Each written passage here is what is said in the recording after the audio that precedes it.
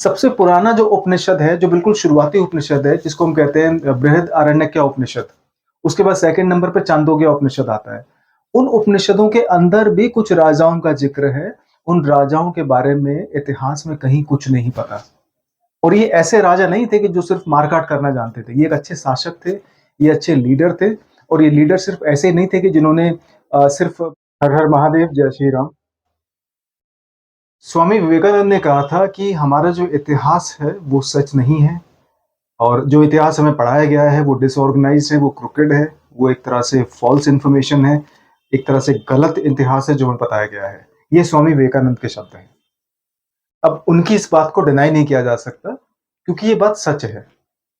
अब यहाँ पे कुछ सवाल मेरे मन में खुद उठते हैं, अगर उनके बारे में अगर आप लोग कुछ जवाब देने की कोशिश करो तो।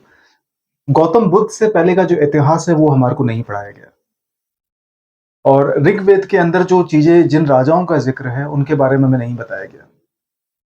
ऋग्वेद के बाद जो सबसे पुराना या सबसे पुराने 108 उपनिषदों में से जो सबसे शुरुआती उपनिषद हैं, जिनको हम कहते हैं बृहदारण्यक उपनिषद या छांदोग्य उपनिषद, उनके अंदर कुछ राजाओं का, कुछ जनरेशंस का, कुछ डायनेस्टीज़ का ज़िक्र है, जिसके बारे में हमें नहीं बताया गया। हमें बताया गया है मुगलों के बारे में, जिन्होंने 800 साल या 900 साल भारत भूमि पे राज किया। हमें बताया गया है गौतम बुद्ध के बाद के इतिहास के बारे में। हमें बताया गया कि अंग्रेजों ने कैसे कॉलोनाइजेशन किया यहाँ पे और कैसे उन्होंने राज किया और कैसे हमारा खजाना, कैसे हमारे देश को लूटा और वो खजाने को अपने देश ले गए। कुछ भी हो सकता है, चाहे वो क्राउन हो, चाहे वो गोल्डन कॉइन्स हो या बहुत सारी एंटिक्विटी हो, कुछ भी हो। तो हमें जो इतिहास बताया गया है, वो इतिहास हमारा है ही नहीं। आज से 15 से 20 साल पहले तक हमें जो भी इतिहास बताया जाता था, वो पूरा का पूरा मुगलों से संबंधित था और ये इतिहास जिन लोगों ने लिखा था, वो वेस्टर्न सोसाइटीज़ के थे। वो अमेरिका या मतलब यूरोपियन साइड के जितने भी इतिहासकार थे या जितने भी स्कॉलर्स थे या थिंकर्स थे, उन्होंने ये इतिहास लिखा और उनका लिखा गया इतिहास हम लोगों को सिखाया गया है। तो कहीं से मेरे पास एक सवाल आया कि इतिहास के बारे में आप क्या सोचते हैं? तो इतिहास की परिभाषा मेरी नज़रों में बहुत ही सिंपल है। इतिहास आप भूतकाल में घटी हुई घटनाओं को आप इतिहास कह सकते हैं। लेकिन जब हम इतिहास कहते हैं, जब हिस्ट्री कहते हैं, एक मानव पॉइंट ऑफ व्यू से, तो फिर हमें थोड़ा-सा कुछ एक्स्ट्रा सोचना पड़ता है। इतिहास सिर्फ़ पास्ट में हुई या भूतकाल में घटी घटनाओं को नहीं कह सकते।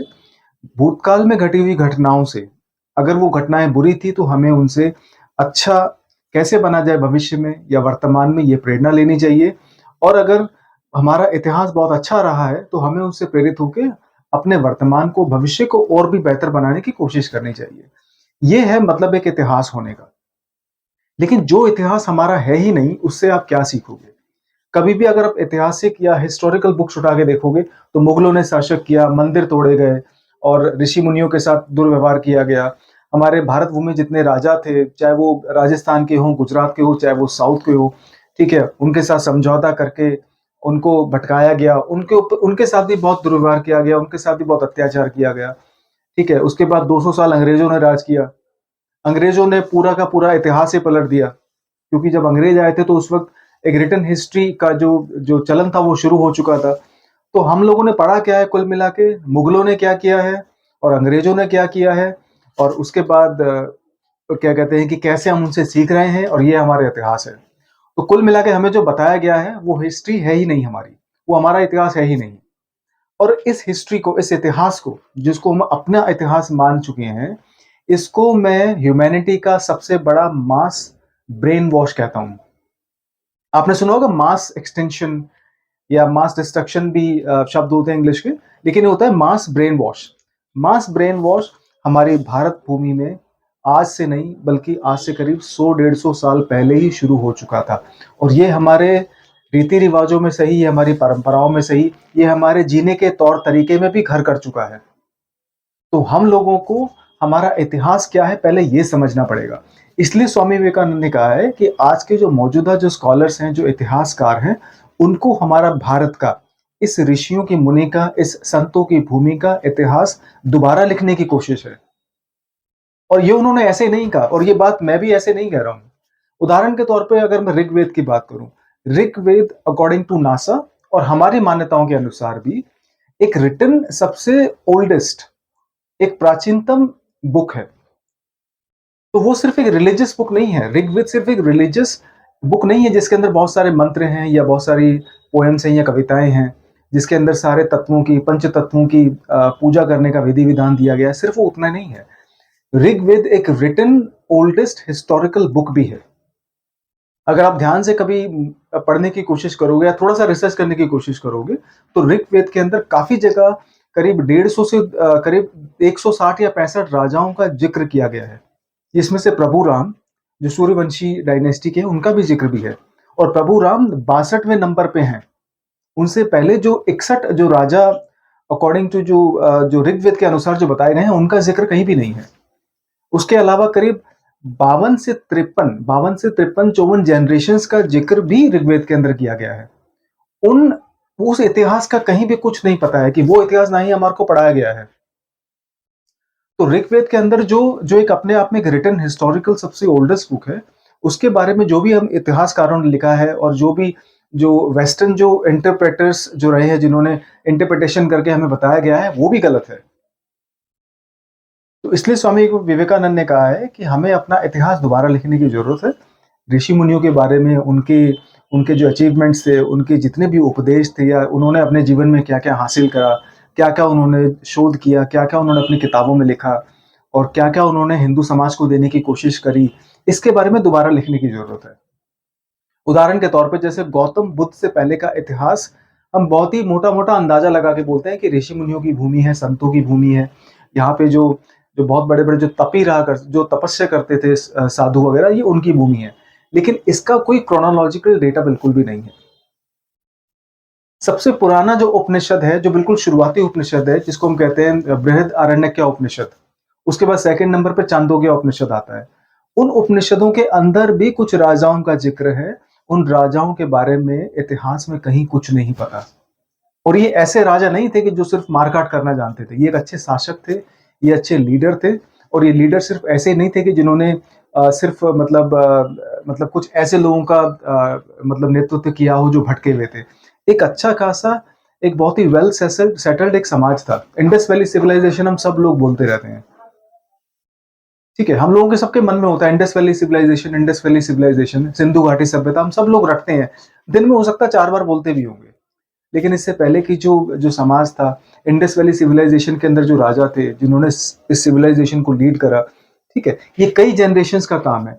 तो उन लीडर्स का, उन राजाओं का इतिहास में कोई जिक्र नहीं है। उसके अलावा हमारी वैदिक पद्धति क्या कहती है, और उपनिषद क्या कहते हैं, वेद क्या कहते हैं। ऋग्वेद के बाद आए जितने भी जो ऋग्वेद के बाद जो 3 वेद और आए थे, उनका इतिहास कैसे लिखा गया, कैसे उसके अंदर रिसर्च कर करके ऋषि मुनियों ने अपने बारे में बताया, समाज के बारे में बताया, ठीक है, और प्रकृति कैसे काम करती है उसके बारे में बताया। इसकी हिस्टोरिकल डेटा में कहीं भी कुछ नहीं है। हम लोगों को सिर्फ पढ़ाया क्या गया है कि औरंगजेब ने क्या किया है, ठीक है, और खिलजी ने क्या किया है, उससे पहले बाबर ने क्या किया था। ये सारा का सारा इतिहास है जो बहुत ही नेगेटिव तरीके से स्टार्ट होता है। और यही नेगेटिविटी एक तरीके से एक मास ब्रेन वॉश का काम कर चुकी है। और अभी नहीं, बल्कि ये करीब 150-200 साल इसकी जो जड़ें थी, पहले 150-200 साल पहले इसकी जड़ें हमारी बुद्धि में, हमारे समाज के युवा पीढ़ी में, और उस टाइम की युवा पीढ़ी के अंदर अच्छी तरह मतलब इसको फीड कर दिया गया था। और हम उस चीज से आज तक बाहर नहीं आ पाए। तो हमें दोबारा अपना इतिहास लिखने की जरूरत है।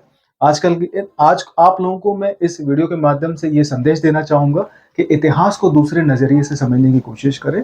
ऋग्वेद थोड़ा सा पढ़ने में मुश्किल हो सकता है, लेकिन उसके अंदर जो घटनाएं हैं, उसके अंदर जो जो कहानियां लिखी गई हैं, उसके अंदर जो इवेंट नोट किए गए हैं, वो सारे के सारे सच्चाई पे आधारित हैं। और वो सारे के सारे सवाल उठाते हैं कि हमें जो इतिहास पढ़ाया गया है, वो इतिहास है ही नहीं हमारा। वो एक ब्रेन वॉश करने के लिए जो कहानियां लिखी गई हैं, या फिर जो दूसरी चीजें लिखी गई हैं, उसके बारे में उसमें बताया गया है। तो इस इतिहास को मैं अपना इतिहास मानता ही नहीं। तो और कोई भी ऐसा इतिहास जो हमारे बारे में नेगेटिव चीजें बताता हो, जो हमारे बारे में सिर्फ ये बताता हो कि हमने ठोकरें खा खा कर, और हमने बहुत ही नेगेटिव और बहुत ही अत्याचार से भरा हुआ हमारा इतिहास रहा है, नहीं। तो हमारी संस्कृति बहुत पुरानी है। यहाँ तक कि लोग ये भी कहते हैं कि हमारी संस्कृति सिर्फ 6 से 7 साल 6 या 7 हजार साल पुरानी है। नहीं, ये भी मुझे गलत लगता है। एक एक चीज मैं और यहाँ पे बताना चाहूंगा कि हम लोग खासकर बोलते हैं कि द क्रेडल ऑफ ह्यूमैनिटी, जिसको अफ्रीका में एक जगह है जहाँ पे मानव के बारे में सबसे पहला बताया गया था कि यहाँ पे मानव इतिहास सबसे पहले पाया गया था। तो ऋग्वेद के अनुसार ये भी गलत बताया गया है। तो ऐसे बहुत सारे सवाल हैं जो अंग्रेजों के लिए दिए गए इतिहास, उनकी लिखी गई किताबों से बहुत सारी सोसाइटीज का, बहुत सारे समाजों का एक बहुत बड़े लेवल पे ब्रेन वॉश किया गया है। लेकिन हम लोग उस ब्रेन वॉश में अभी भी उसको फॉलो करते हैं और अभी भी हमारा ब्रेन वॉश ही हुआ पूरी तरह हुआ है। तो मैं ये कहना चाहूंगा कि अपने इतिहास को एक बार दोबारा पढ़ने की कोशिश करें। थोड़ी सी मेहनत लगती है, लेकिन आपको अपने इतिहास को जानकर गर्व महसूस होगा और आप अपने इतिहास को जानकर अपने आप को पहचानने में थोड़ा सा और आपको एक आसानी महसूस होगी। हर हर महादेव, जय श्री राम।